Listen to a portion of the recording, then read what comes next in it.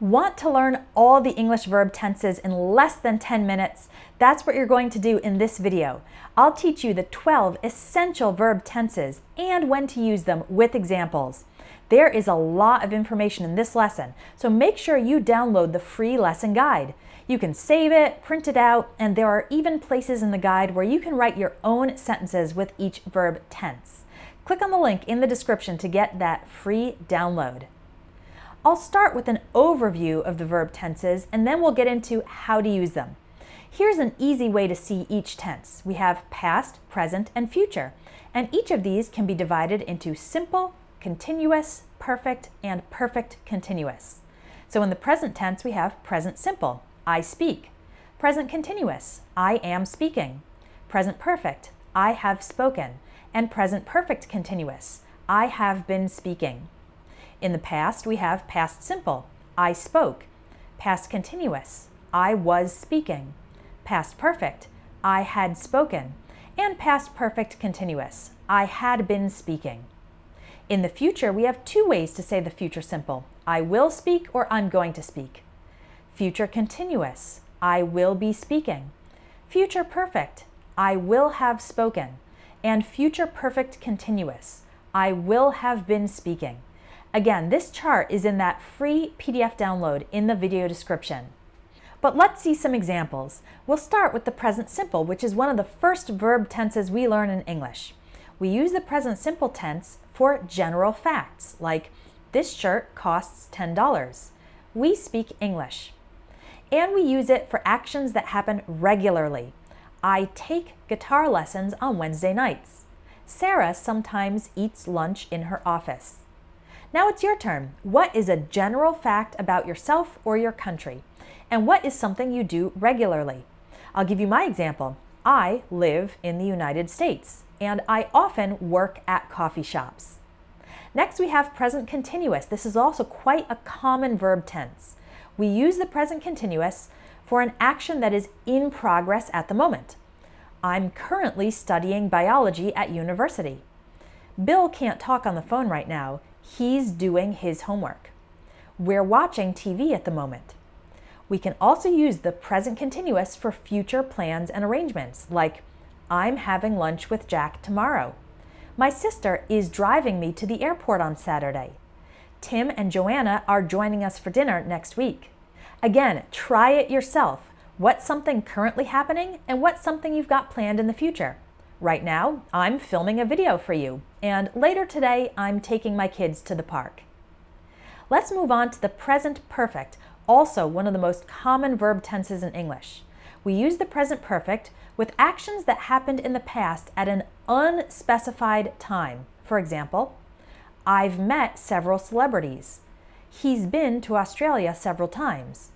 We've already taken the test. Notice, it's unspecified time. I don't say when.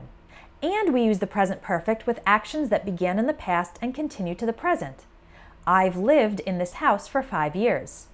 Harry's worked at the same company since 1992. We usually use it with the verbs lived and worked. We could also use the present perfect continuous in this case, and we'll see that in the next section. Finally, we use the present perfect with actions that have never happened. I've never broken a bone. She's never bought a car. My parents have never eaten sushi. So we form the present perfect tense by using have or has plus the past participle of the verb. Have or has is known as the auxiliary verb or helping verb to the main verb. Your turn. Try to make an example for each one. I'm going to keep moving in the lesson, but you'll definitely want to download the lesson guide so you can write in your own examples or put them in the comments. Let's go to the present perfect continuous tense. We use this one with actions that began in the past and continue to the present, like I've been thinking a lot about the situation recently. Laura's been studying since 7 a.m. We've been waiting for you to arrive for over an hour.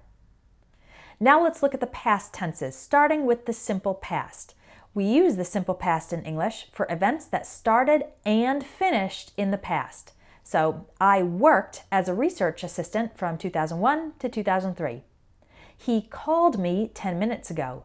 We went to the Bahamas last summer. We often form the past simple by adding ed to the verb for regular verbs. But many common verbs in English are irregular, like the past tense of go is went, not goed. Let's look at the past continuous. We use the past continuous tense in English for events that were in progress in the past, often when another one-time event happened. So, sorry I didn't pick up the phone. I was taking a shower, that's the continuous event, when you called, that's the single event. He was sleeping on the couch, that's the continuous event, it was in progress, when I got home, that's the single event. When I saw Tina and Sam at the park earlier today, saw, that's the single event, they were arguing, that's the continuous event. We form the past continuous by using was or were plus the ing form of the verb. Next, we've got past perfect. Use the past perfect for past events that happened before other past events. For example, by the time we arrived at the train station, that's one past event, the train had already left. That's the past before the past. When I woke up, again in the past, I saw that my husband had made breakfast. He did that before I woke up.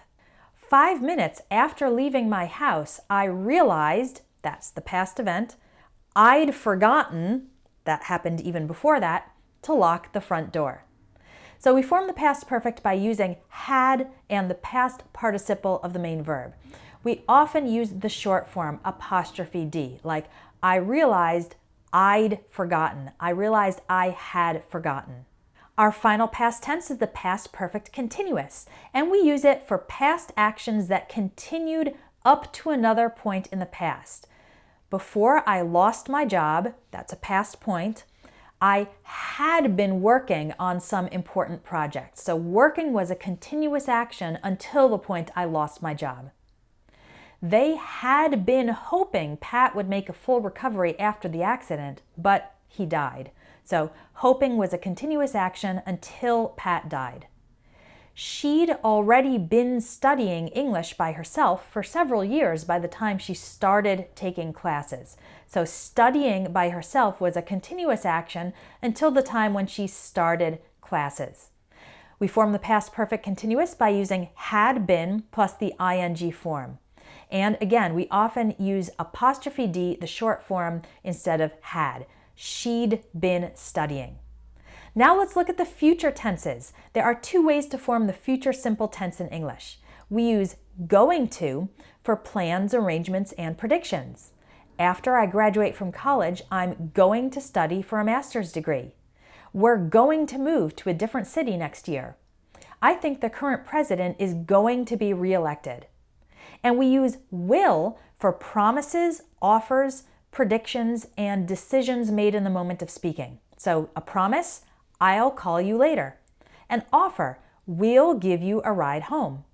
A prediction, I have a feeling that this new singer will become very popular. And a decision made in the moment, I'll have the spaghetti and a side order of salad. The future simple is a very common verb tense. We use it often. Next, we have future continuous. We use this for actions that will be in progress at a time in the future. For example, don't call me at 6 because I'll be driving home from work. At 10:30 tomorrow morning, we'll be giving a presentation in English class. He'll be watching the football game tonight at 8. To form the future continuous, use will be plus the ing form. Let's move on to future perfect. We use the future perfect for actions that will be completed before a future time. I will have written a book before I'm 40. We're late. By the time we get to the theater, the movie will have started already. We will have traveled to 12 different countries by the year 2035. To form the future perfect, use will have plus the past participle of the main verb.